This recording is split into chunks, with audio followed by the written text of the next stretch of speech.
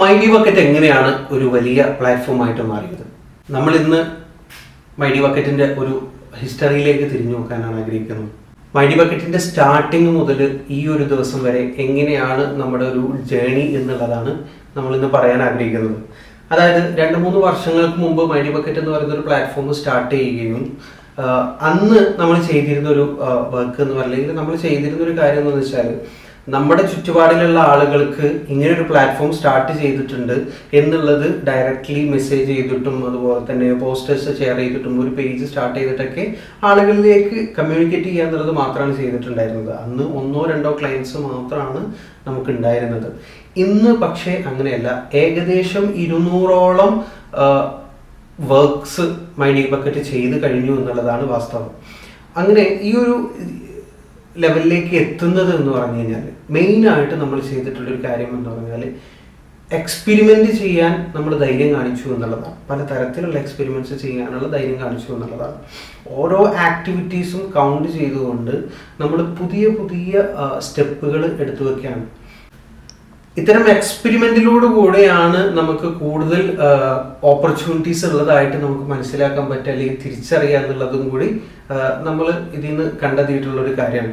അങ്ങനെ ഒരു നടത്തിയിട്ടുള്ള ഒരു എക്സ്പെരിമെന്റ് ആണ് മൈഡി ബക്കറ്റ് ഡിസൈനേഴ്സ് പേജ് എന്ന് പറയുന്ന ഒരു സംഭവം. അതായത് മൈഡി ബക്കറ്റിന്റെ വർക്കുകൾ, അതിൽ ഏറ്റവും നല്ല വർക്കുകളെല്ലാം എന്ത് ചെയ്യാണ്, മൈഡി ബക്കറ്റ് ഡിസൈനേഴ്സ് എന്ന് പറയുന്ന ഒരു ചാനലിൽ നമ്മൾ അപ്ലോഡ് ചെയ്യാണ്, കൃത്യമായിട്ട് അപ്ലോഡ് ചെയ്യാണ്. അതിൽ നിന്നാണ് ആക്ച്വലി നല്ല രീതിയിലുള്ളൊരു വളർച്ച ഈ മൈഡി ബക്കറ്റിന് വന്നിട്ടുള്ളത് എന്നാണ്. ഇപ്പം ഒരു 10K-ഓളം നമുക്ക് ഫോളോവേഴ്സ് നമ്മുടെ ഇൻസ്റ്റാഗ്രാം പേജുകളിലുണ്ട്. അങ്ങനെ നടത്തിയിട്ടുള്ളൊരു എക്സ്പെരിമെന്റ് വിജയിക്കുകയും അതിൻ്റെ കൂടെയാണ് പിന്നെ നമ്മൾ രണ്ടാമത്തെ ഒരു ഘട്ടത്തിലേക്ക് കിടക്കുന്നത്. മൈഡി സ്കേപ്പ് എന്ന് പറയുന്ന സോഷ്യൽ മീഡിയ മാർക്കറ്റിംഗ് ഫ്രീ ആയിട്ട് പഠിപ്പിക്കുന്ന ഒരു പ്ലാറ്റ്ഫോം നമ്മൾ സ്റ്റാർട്ട് ചെയ്യുകയും ചെയ്തു. ഇതിലും അത്യാവശ്യം സബ്സ്ക്രൈബേഴ്സ് ആയി കഴിഞ്ഞു. അതുപോലെ തന്നെ നല്ലൊരു പൊട്ടൻഷ്യൽ ആയിട്ടുള്ള ഒരു വ്യൂവേഴ്സ് അല്ലെങ്കിൽ ഒരു ക്ലയൻറ്റ് സർക്കിൾ നമുക്കുണ്ട് എന്ന് തന്നെ പറയാം. ഇതിലും ആളുകൾ പഠിക്കാൻ താല്പര്യമുള്ള ഒരുപാട് ആളുകൾ എന്ത് ചെയ്യുന്നുണ്ട്, നമുക്ക് കമൻറ്റ് ചെയ്യുന്നുണ്ട്, പേഴ്സണലി മെസ്സേജ് ചെയ്യുന്നുണ്ട്, സ്ഥിരമായിട്ട് നമ്മുടെ വീഡിയോസ് വാച്ച് ചെയ്യുന്നുണ്ട്. ഇവരുടെ ഡൗട്ട്സ് ഇവർ ഷെയർ ചെയ്യുന്നുണ്ട്. ആ ഡൗട്ട്സ് ഷെയർ ചെയ്യുന്ന സമയത്ത് നമുക്കും ഒരു വാസ്റ്റ് ഏരിയ അവിടെ തുറന്നു കിട്ടുകയാണ് ചെയ്യുന്നത്, ഒരു ഓപ്പർച്യൂണിറ്റി കിട്ടുകയാണ് ചെയ്യുന്നത്. അവരുടെ ഡൗട്ടും നമ്മൾ അവർക്ക് പറഞ്ഞു കൊടുക്കുന്നതിനോട് കൂടെ നമ്മൾ കൂടുതൽ ഇൻഫർമേഷൻസ് കളക്ട് ചെയ്യുകയും അത്രത്തോളം ഒരു കേപ്പബിലിറ്റി അല്ലെങ്കിൽ നമ്മുടെ ഒരു നോളജ് വലിയൊരു ഏരിയയിലേക്ക് വളർത്തുകയും ചെയ്യുക എന്നുള്ളതാണ് ഇവിടെ സംഭവിക്കുന്നത്. സോ ആ ഒരു കാര്യം നമ്മൾ കൃത്യമായിട്ട് പഠിക്കുകയും അതുമായിട്ട് ബന്ധപ്പെട്ടുള്ള സാധനങ്ങൾ കൂടെ ഇതിനോട് ജോയിൻ ചെയ്തിട്ട് ഈ ചോദിച്ച ആളുകൾക്ക് പറഞ്ഞു കൊടുക്കുകയും അതിലൂടെ ബാക്കി അറിയാത്ത ആളുകളും കൂടി പഠിച്ചെടുക്കുകയൊക്കെ ചെയ്യണം. അപ്പം ഇത്തരത്തിലുള്ള ഒരു എക്സ്പെരിമെന്റ് ചെയ്യുന്നതോടുകൂടി പല ആളുകൾക്കും ഇതുകൊണ്ട് ബെനിഫിറ്റ് ഉണ്ടായി വരികയാണ്.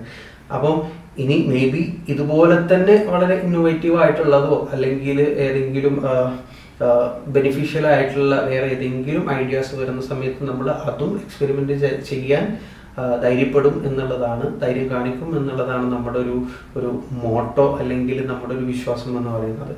അപ്പം ഇത്തരത്തിൽ എക്സ്പെരിമെന്റ് ചെയ്യാൻ ധൈര്യപ്പെടുക അല്ലെങ്കിൽ തയ്യാറാവുക എന്നുള്ളതാണ് നമ്മുടെ സക്സസ്സിലേക്ക് മുന്നോട്ട് പോകാനുള്ള ഒരു മാർഗം എന്ന് പറയുന്നത്. അല്ലാതെ നമ്മൾ ജസ്റ്റ് ഒരു കസ്റ്റമേഴ്സിനോട് അല്ലെങ്കിൽ വ്യൂവേഴ്സിനോട് നമ്മളിങ്ങനെ ചെയ്യുന്നുണ്ട് അല്ലെങ്കിൽ നമ്മൾ ഇങ്ങനത്തെ ഒരു കമ്പനി ഇവിടെ ഉണ്ട് എന്നുള്ളത് പറഞ്ഞുകൊണ്ടിരിക്കുക മാത്രം ചെയ്താൽ, അല്ലെങ്കിൽ നിങ്ങളെ വർക്ക് ഞങ്ങൾക്ക് തരൂ എന്ന് പറഞ്ഞിട്ട് അങ്ങനെ ഇരിക്കുക മാത്രം ചെയ്ത് കഴിഞ്ഞാൽ എന്ത് ചെയ്യാൻ പറ്റില്ല, നല്ലൊരു ഏരിയയിലേക്ക് എത്താൻ പറ്റൂല എന്നുള്ളതാണ്. ഇത്തരത്തിലുള്ള ഓരോ സ്റ്റെപ്പും നമ്മൾ എടുക്കുന്നതിൻ്റെ ഇടയ്ക്ക് നമ്മൾ റിയലൈസ് ചെയ്തിട്ടുള്ള മറ്റൊരു കാര്യമാണ്, അതായത് നമ്മൾ സ്റ്റാർട്ടിങ്ങിൽ ചെയ്തിരുന്നത് നമ്മുടെ വർക്ക് എന്താണോ അത് അതുപോലെ നമ്മൾ എന്ത് ചെയ്യുക, പബ്ലിഷ് ചെയ്യുക എന്നുള്ളതാണ്. പക്ഷേ അതിൽ നിന്ന് മാറി ചിന്തിച്ച ഒരു കാര്യം എന്ന് പറഞ്ഞാൽ കസ്റ്റമർ സൈഡിൽ നിന്ന്, അതായത് ക്ലയൻറ്റ് സൈഡിൽ നിന്ന് നമ്മൾ ചിന്തിക്കാൻ തുടങ്ങുന്നത് അവരുടെ ഒരു പോയിന്റ് ഓഫ് വ്യൂവിലാണ് നമ്മൾ എന്ത് ചെയ്യേണ്ടത്, നമ്മൾ വർക്കിനെ അസസ് ചെയ്യേണ്ടത്. അല്ലെങ്കിൽ നമ്മൾ അപ്ലോഡ് ചെയ്യുന്ന അല്ലെങ്കിൽ പബ്ലിഷ് ചെയ്യുന്ന നമ്മുടെ ആക്ടിവിറ്റീസ്, നമ്മുടെ ക്രിയേറ്റീവ്സ് എല്ലാം നമ്മൾ നോക്കി കാണേണ്ടത് അവരുടെ ഒരു സൈഡ് വെച്ചിട്ടാണ്. അതായത് നമ്മളൊരു സാധനം ഉണ്ടാക്കുന്നുണ്ട്, അത് കാണുന്ന ആളുകൾക്ക് എന്താണ് അതുകൊണ്ടൊരു റിസൾട്ട്, അല്ലെങ്കിൽ അവർക്ക് എന്താണ് അത് എങ്ങനെയാണ് ബെനിഫിഷ്യൽ ആവുന്നത് എന്ന് ആലോചിക്കുമ്പോൾ മാത്രമേ അതിനൊരു റിസൾട്ട് ഉണ്ട് എന്ന് നമുക്ക് പറയാൻ പറ്റുള്ളൂ. നമ്മൾ കൊടുക്കുന്ന ഒരു ഇൻഫർമേഷൻ അല്ലെങ്കിൽ നമ്മൾ ക്രിയേറ്റ് ചെയ്യുന്ന ഒരു ഡിസൈൻ അത് കണ്ടു കഴിഞ്ഞാൽ, അല്ലെങ്കിൽ നമ്മൾ ചെയ്യുന്ന ഒരു റീല് കണ്ടു കഴിഞ്ഞാൽ ആളുകൾക്ക് അതിൽ നിന്ന് എന്തെങ്കിലും ഇൻഫർമേഷൻ കിട്ടണം, അവർക്ക് ആവശ്യമുള്ള ഒരു ഇൻഫർമേഷൻ കിട്ടണം, അല്ലെങ്കിൽ അവർക്ക് എൻ്റർടൈൻമെൻറ്റ് ഉണ്ടാവണം, അവരെ എൻഗേജ് ചെയ്യിക്കുന്ന എന്തെങ്കിലും ഒരു ഒരു ക്രൈറ്റീരിയ അതിൻ്റെ അകത്ത് ഉണ്ടെങ്കിൽ മാത്രമേ ആളുകൾ ഇതിനെ എന്താ പറയുക ഫോളോ ചെയ്യുള്ളൂ. അല്ലെങ്കിൽ ജസ്റ്റ് കണ്ട് സ്കിപ്പ് ചെയ്ത് പോകുന്ന ഒരു സിറ്റുവേഷനിലേക്ക് എത്തും എന്നുള്ളത് നമ്മൾ ഇതിൽ നിന്ന് റിയലൈസ് ചെയ്തിട്ടുള്ള ഒരു കാര്യമാണ്. നമ്മൾ വന്ന ഒരു റൂട്ട് ആലോചിക്കുന്ന സമയത്തുള്ള ഒരു ചുരുക്കം മാത്രമാണ് ഇപ്പോൾ പറഞ്ഞിട്ടുള്ളത്. ഇത് നിങ്ങളുടെ ഒരു ലൈഫിലേക്ക് നോക്കുമ്പോൾ, നിങ്ങളുടെ പ്രൊഫഷനിലേക്ക് നോക്കുന്ന സമയത്ത് ഇതുപോലെയുള്ള ഒരുപാട് അനുഭവങ്ങൾ നിങ്ങൾക്കും ഉണ്ടാവും. അപ്പം അത്തരത്തിലുള്ള അനുഭവങ്ങൾ കൂട്ടിച്ചേർക്കുകയും അതുപോലെ തന്നെ ഇപ്പം ഈ പറഞ്ഞിട്ടുള്ള ഐഡിയാസ് നിങ്ങളൊന്ന് വിശകലനം ചെയ്യുകയും നിങ്ങളുടെ വർക്കിനെ ഒന്ന് അനലൈസ് ചെയ്യുകയൊക്കെ ചെയ്തിട്ട് മൊത്തത്തിലൊന്ന് ബ്ലെൻഡ് ചെയ്തിട്ട് നിങ്ങൾ ആലോചിച്ച് നോക്കുക, എന്താണ് നിങ്ങളുടെ ഒരു പ്രൊഫഷൻ്റെ ഹിസ്റ്ററി, അല്ലെങ്കിൽ നിങ്ങളിപ്പോൾ വന്നിട്ടുള്ള റൂട്ട് എങ്ങനെയാണ്, നിങ്ങൾ തുടങ്ങിയത് എവിടെയാണ്, ഇപ്പോൾ എത്തി നിൽക്കുന്നത് എവിടെയാണ് എന്നുള്ളത് നിങ്ങൾ കൃത്യമായിട്ടൊന്ന് ആലോചിച്ച് നോക്കുക. മേ ബി നിങ്ങൾ സ്റ്റാർട്ട് ചെയ്ത അതേ ലെവലിലായിരിക്കും ഇപ്പോൾ നിൽക്കുന്നുണ്ടാവുക. അങ്ങനെയാണ് എന്നുണ്ടെങ്കിൽ ഈ പറഞ്ഞതുപോലെ നിങ്ങളുടെ ഓരോ സ്റ്റെപ്പും ഓരോ ആക്ടിവിറ്റിയും നിങ്ങൾ എന്ത് ചെയ്യുക, കൗണ്ട് ചെയ്യുക.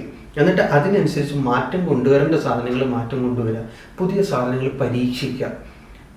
അങ്ങനെയൊക്കെ ആവുമ്പോഴാണ് നമ്മൾ നല്ലൊരു റിസൾട്ടിലേക്ക് എത്തിച്ചേരുകയുള്ളൂ എന്നുള്ളതാണ് സത്യം. സോ നമ്മൾ വീഡിയോ വൈൻഡപ്പ് ചെയ്യുകയാണ്.